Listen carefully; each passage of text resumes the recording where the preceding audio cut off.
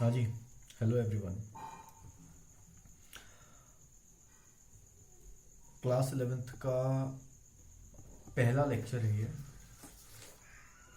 और देखो भाई, क्लास 11th की अगर हम बात करें तो क्लास 11th में हमारे पास शुरुआत होती है। सबसे पहला चैप्टर है सेट्स, फिर है रिलेशन, फिर है फंक्शन, फिर है मेजरमेंट ऑफ एंगल, फिर है आपका ट्रिग्नोमेट्रिक फंक्शंस, है ना। आर डी शर्मा के हिसाब से बात कर रहा हूँ मैं, एनसीईआरटी के हिसाब से बात नहीं कर रहा हूँ, ठीक है। तो आर डी शर्मा के हिसाब से सेट, रिलेशन, फंक्शन और मेजरमेंट ऑफ एंगल और फिर ट्रिग्नोमेट्रिक फंक्शन। मैं अभी सेट, रिलेशन, फंक्शन नहीं शुरू कर रहा हूं, मैं अभी ट्रिग्नोमेट्री का पोर्शन सबसे पहले शुरू करूंगा, जिसमें सबसे पहला टॉपिक है हमारा ट्रिग्नोमेट्रिक फंक्शन, ठीक है ना। इसके बाद मेजरमेंट ऑफ एंगल, फिर trigonometric ratios of compound angle, transformation formula वगैरह वगैरह, बाकी सारी चीजें हम कंटिन्यू करते रहेंगे। आप ये मत सोचिएगा कि पहले सेट रिलेशन क्यों नहीं शुरू किया, वो करना चाहिए था। तो हम पेस बनाकर चलते हैं इजी से डिफिकल्ट की तरफ। सेट रिलेशन शुरू करूंगा, बोरियत होना शुरू हो जाएगी, लगेगा 11th की मैथ्स में पता नहीं क्या है, ठीक है ना। तो इंटरेस्टिंग टॉपिक के साथ शुरुआत करते हैं, मजा आएगा। क्लास 10th से थोड़ा जुड़ा हुआ टॉपिक है।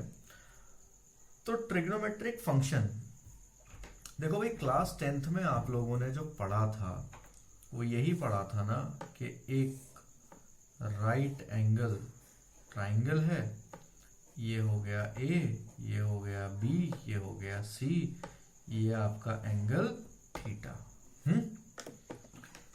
इस थीटा के रिस्पेक्ट में ये है बेस, ये है परपेंडिकुलर और ये है हाइपोटेन्यूज, ठीक।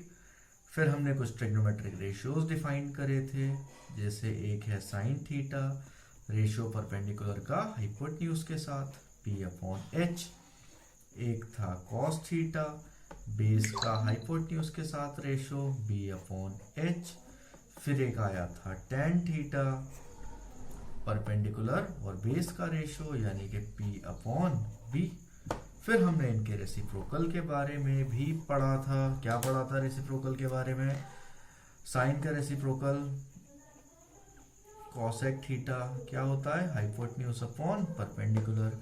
कॉस का रेसिप्रोकल था सेक थीटा, क्या होता है? Hypotenuse upon base.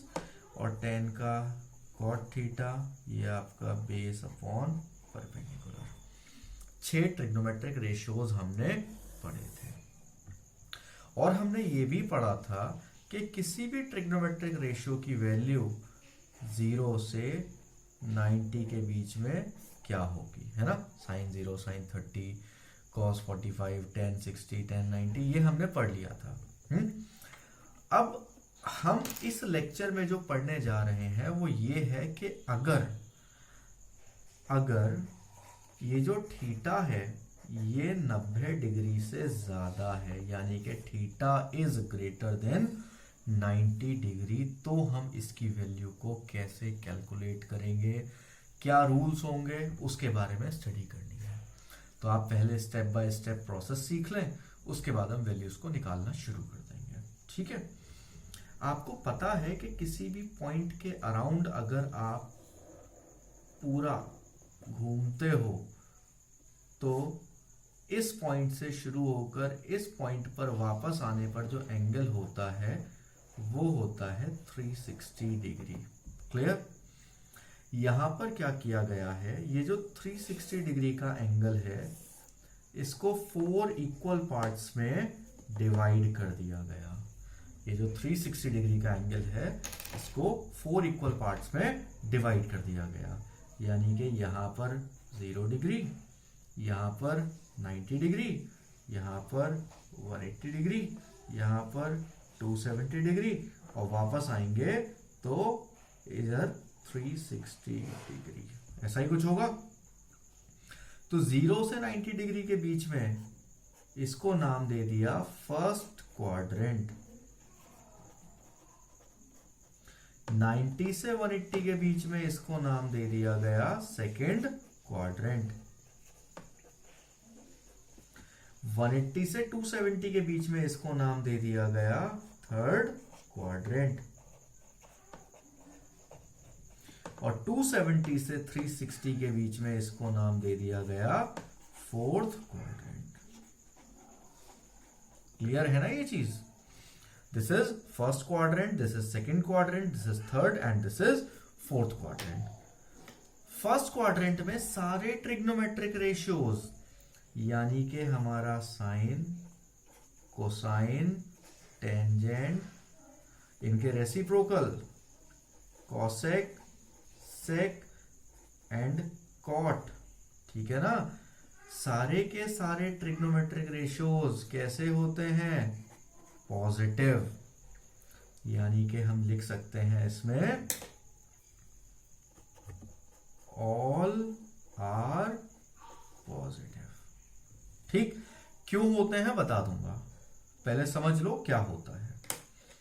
Second quadrant में आप आओगे तो इसमें सिर्फ और सिर्फ साइन और इसका रेसिप्रोकल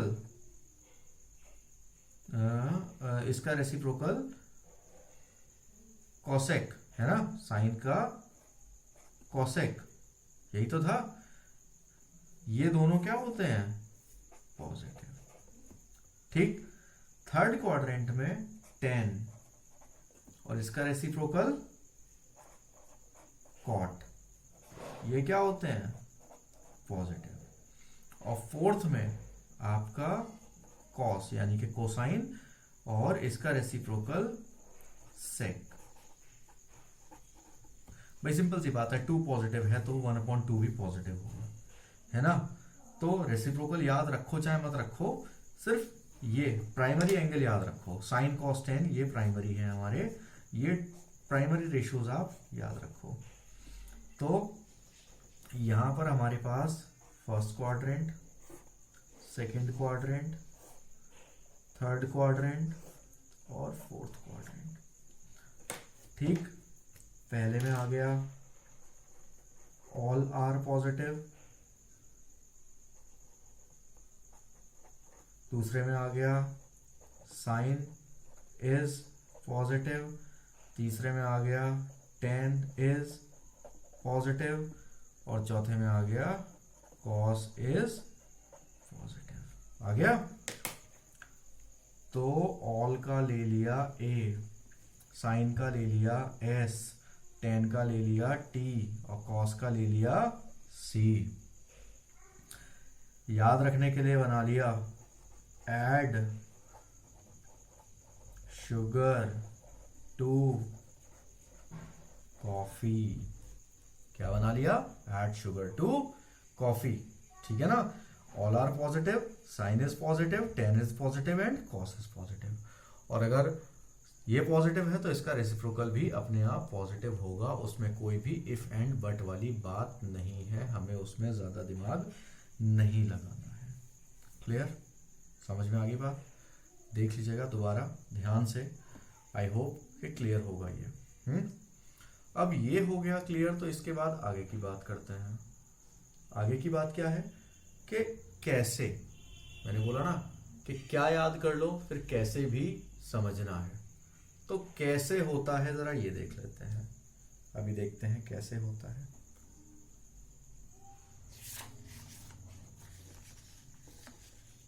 देखो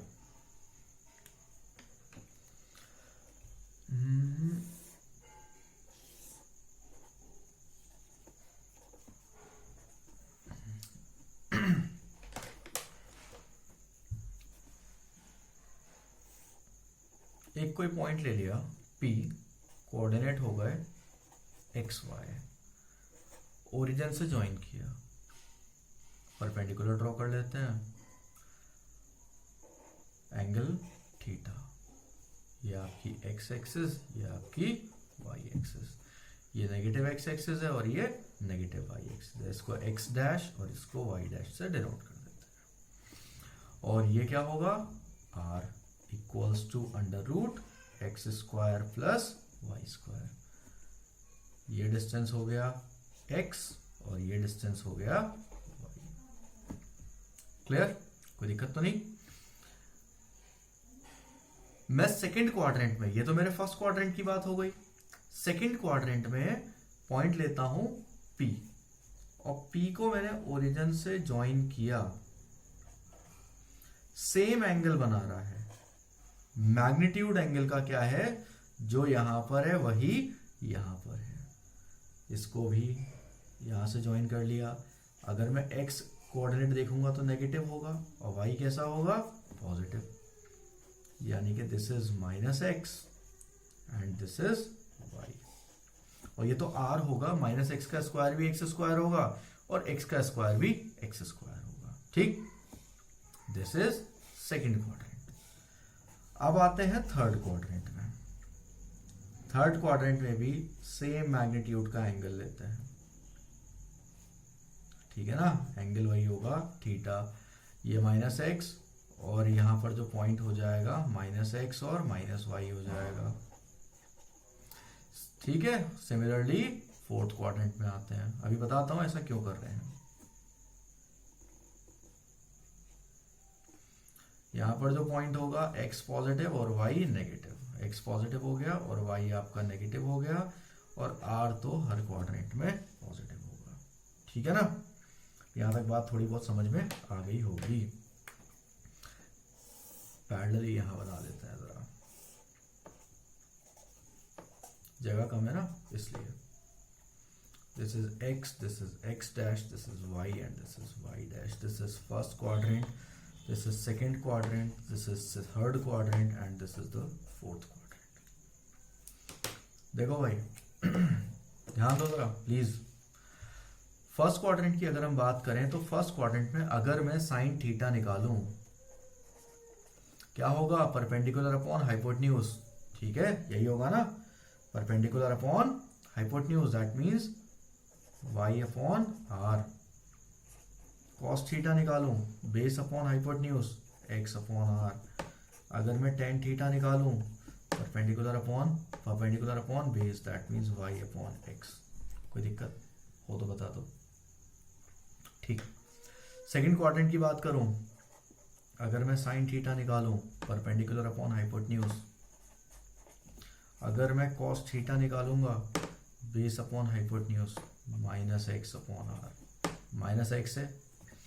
अगर मैं tan थीटा निकालूं तो परपेंडिकुलर अपॉन बेस यानी कि y अपॉन -x।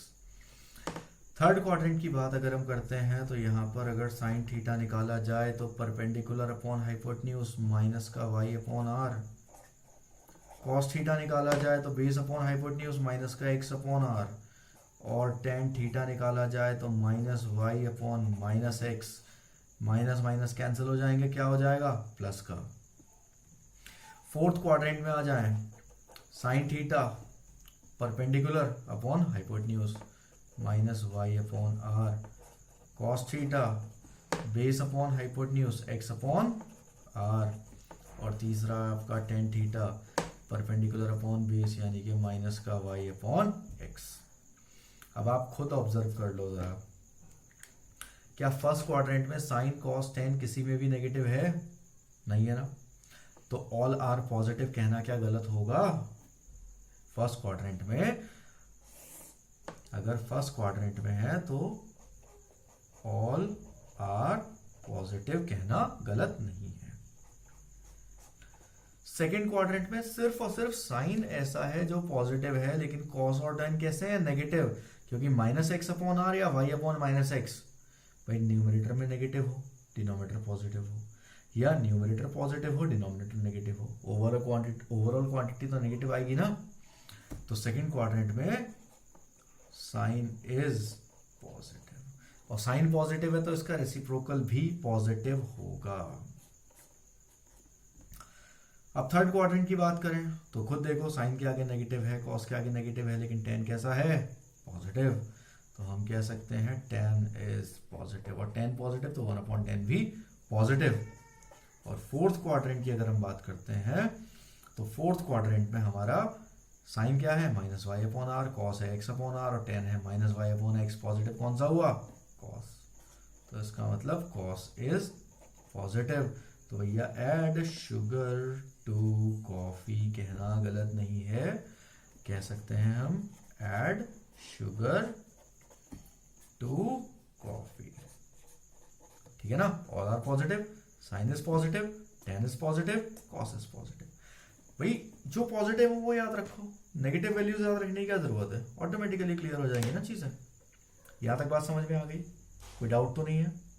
अगर हो तो प्लीज दोबारा वीडियो देख लेना और मुझसे कंफर्म कर लेना, ठीक है? समझ में आ गया यहां तक? आगे बढ़े, ठीक है। अब मान लो, मुद्दे पर आते हैं ना, मैंने कहा था ना कि जब वैल्यू ग्रेटर देन 90 हो तो उसको कैसे इवेलुएट करेंगे। इसी पर आ रहा हूं मैं कि जब हमारा एंगल 90 से बड़ा दे रखा है तो हम उसको कैसे इवेलुएट करेंगे, यही चीज देखनी है हमको। इस चीज के बारे में हमको जरा डिटेल में जानना है। देखो इसका एक सीधा सा फंडा है ना, सीधा सा फंडा है। क्या करना है आपको, ध्यान से सुनना मेरी बात, बहुत ध्यान से, कि when theta is greater than 90 convert theta as m into 90 plus minus alpha and where alpha is less than 90। आप सोच रहे हो ये क्या बता दिया सर ने, क्या करें कैसे करें, है ना? कोई बात नहीं, अभी समझाता हूं। फॉर एग्जाम्पल मान लो थीटा है 235, ठीक?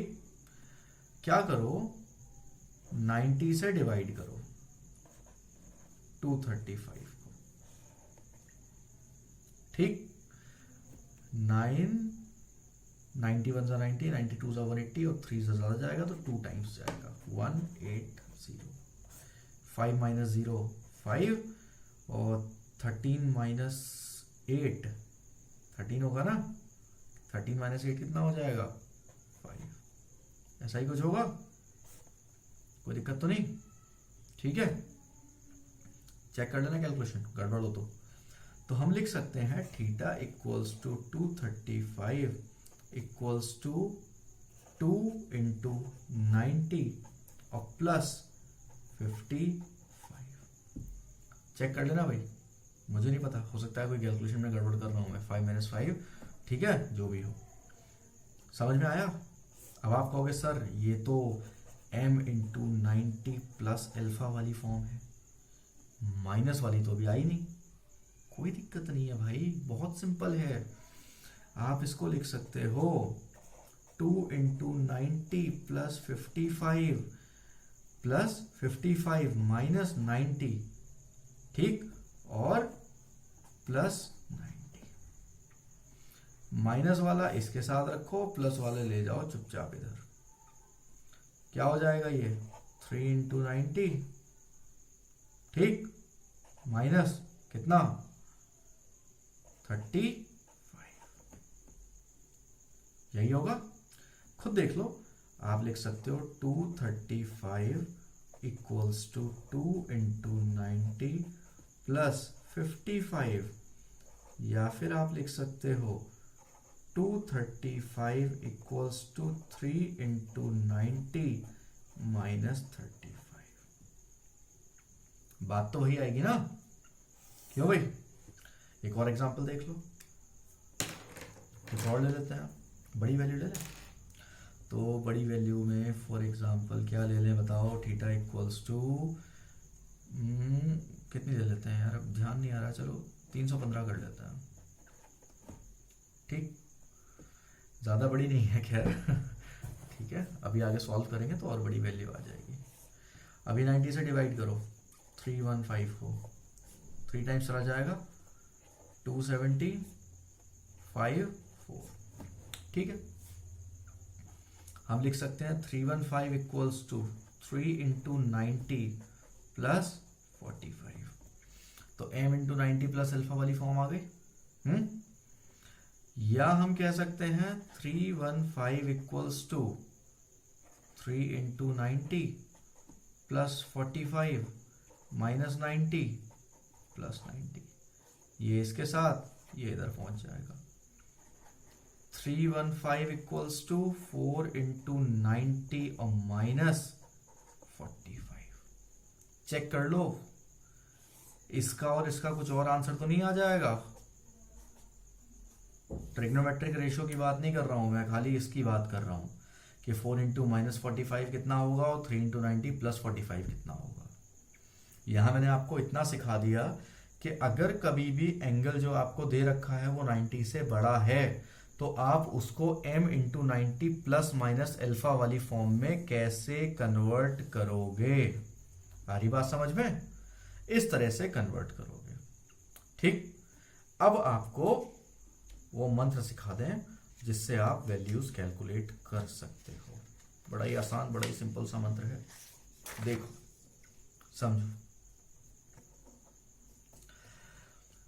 बातें सीख चुके हो, बस उसको अप्लाई करना है, अब कुछ डिफिकल्ट नहीं बचा है। तो मैंने बोला कि अगर थीटा आपका 90 डिग्री से बड़ा है then you have to convert theta as m 90 plus minus alpha. किसी में भी कन्वर्ट कर दो, चाहे प्लस वाली फॉर्म में चाहे माइनस वाली फॉर्म में, आंसर आपका सेम आएगा। ठीक है, आंसर आपका सेम आएगा। ठीक, देखो पहले मैंने आपको सिखा दिया कौन से क्वाड्रेंट में वैल्यू पॉजिटिव होगी, कौन से में नेगेटिव होगी, किस ट्रिग्नोमेट्रिक रेशियो की। दूसरे में मैंने आपको सिखा दिया कि एंगल अगर बड़ा है तो आप इसको इस वाली फॉर्म में कैसे कन्वर्ट करोगे। अब तीसरी चीज मैं आपको सिखा रहा हूं कि m के साथ हमें क्या करना है। क्यों? क्योंकि m की वैल्यू 1 2 3 4 5 6 7 कुछ भी हो सकती है ना, यानी कि वैल्यू या तो इवन हो सकती है या वैल्यू ऑड हो सकती है, तो ध्यान रहे केस 1 क्या है, if m is odd. m क्या है?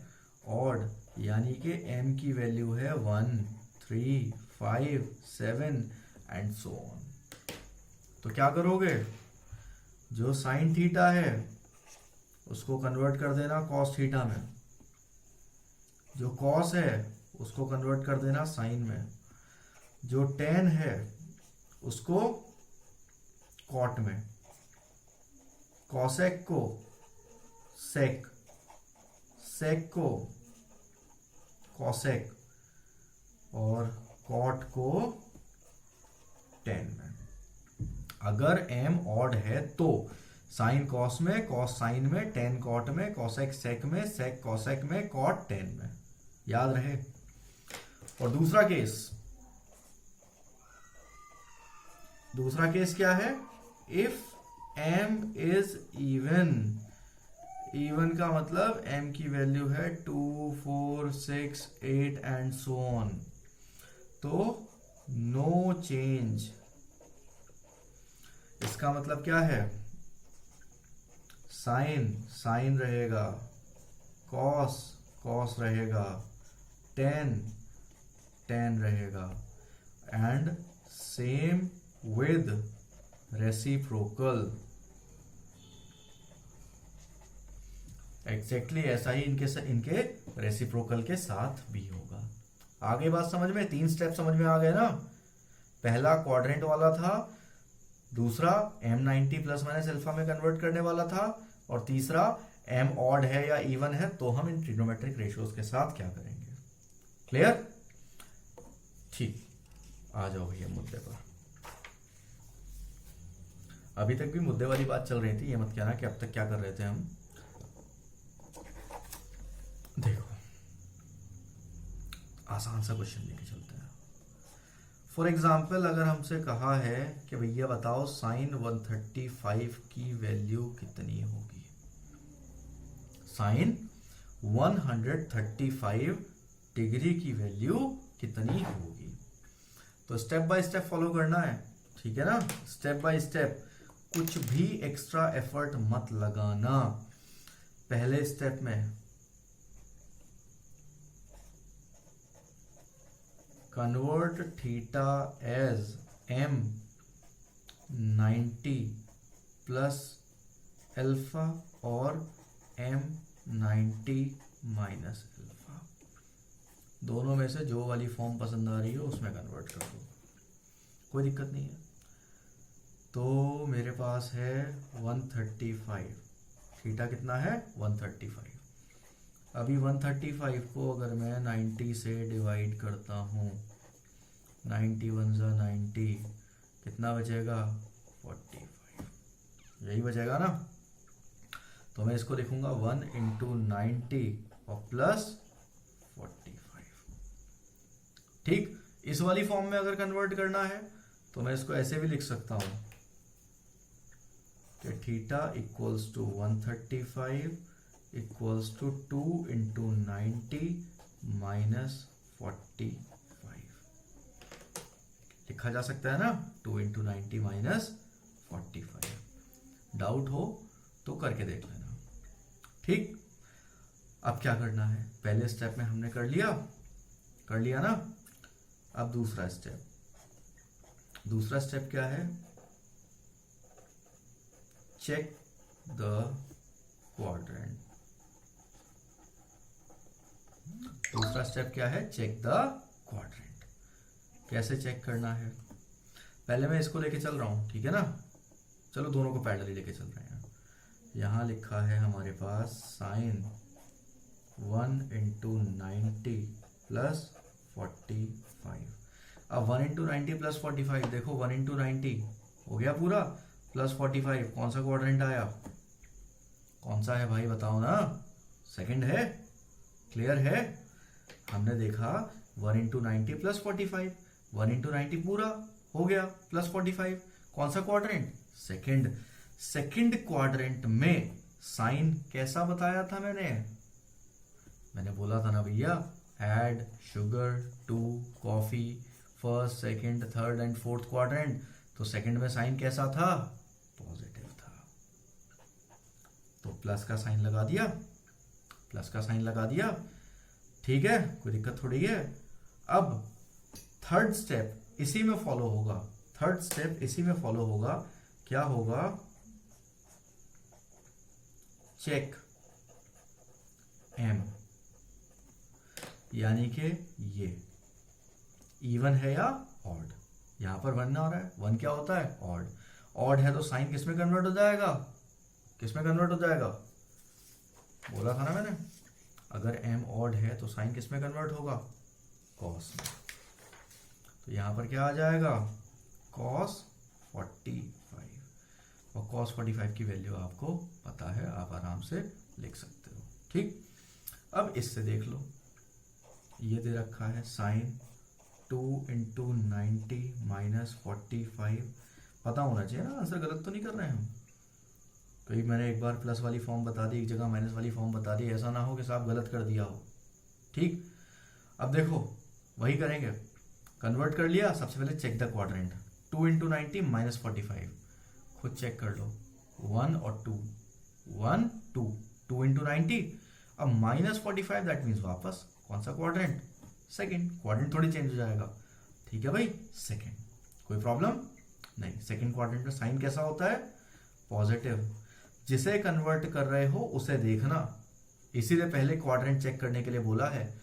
ये नहीं हो कि जिसे कन्वर्ट करके जो आ रहा है उसको देखना शुरू कर दो, ये नहीं करना है। इसीलिए पहले क्वाड्रेंट चेक करना है कन्वर्ट करने के बाद, क्योंकि ये ट्रिग्नोमेट्रिक रेशियो आप कन्वर्ट कर रहे हो और आपको देखना है कि साइन उस क्वाड्रेंट में पॉजिटिव होगा या नेगेटिव होगा। बिल्कुल दिमाग में रखना ये बात, गलती मत कर देना। तो 2 इंटू 90 माइनस 45 सेकेंड क्वाड्रेंट में साइन कैसा, पॉजिटिव। मल्टीपल कैसा है यहाँ पर, इवन। और मैंने बताया था कि इवन मल्टीपल है तो इवन मल्टीपल में कोई भी चेंज नहीं होगा, इसका मतलब साइन आपका साइन ही रहेगा। और साइन 45 वैल्यू आपको पता है, cos 45 कितना होता है, आई थिंक 1/√2, साइन 45 कितना होता है 1/√2, यही होता है। तो खुद देख लो आप, इस सारे प्रोसेस से हमने उस ट्रिग्नोमेट्रिक रेशियो की वैल्यू निकाली है जिसकी वैल्यू 90 से ज्यादा है, ठीक है ना। आप लोग प्रैक्टिस करके देख लेना, cos 45 की, tan 45 की, दो देख लेना। अभी अगला लेक्चर जो होगा उसमें मैं बहुत सारे क्वेश्चंस कराऊंगा, क्योंकि लेक्चर काफ़ी लंबा हो चुका है, इसलिए मुझको अभी इसमें बीच में ब्रेक करना पड़ेगा। क्लियर है? ठीक, कोई डाउट हो तो प्लीज़ मुझसे पूछ लें आप लोग। Thank you, have a nice day.